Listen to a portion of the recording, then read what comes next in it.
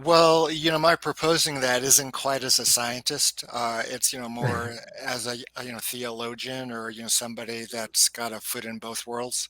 Hmm. Um, the reigning paradigm of the biology of spiritual experiences is what's called neurotheology. Um, and so that proposes, that the brain is the center of it all.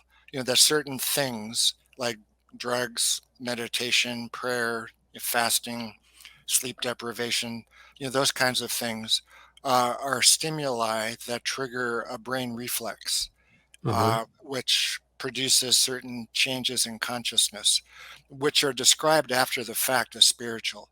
Some of the qualities you described, the feeling of oneness, ecstasy, out of body travel, those kinds of things.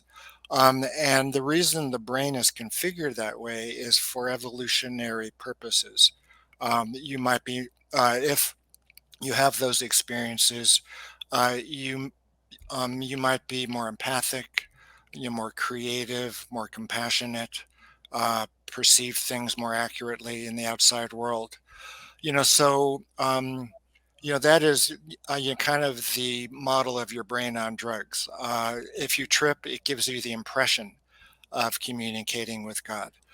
And um, well, some In my study of Hebrew biblical prophecy, and Hmm. especially of Maimonides, I ended up, turning that model on its head and developed an alternative one, which is called, theoneurology, which Hmm. is a top-down approach rather than a bottom-up approach. Yeah, and it proposes, that the brain is configured in such a manner as to be able to provide a channel of communication between humans and God. So it isn't because of an evolutionary advantageous, reasoning which, proposes this. It's, more of, God, teaching us certain things, some of which, may have no evolutionary advantage, whatsoever.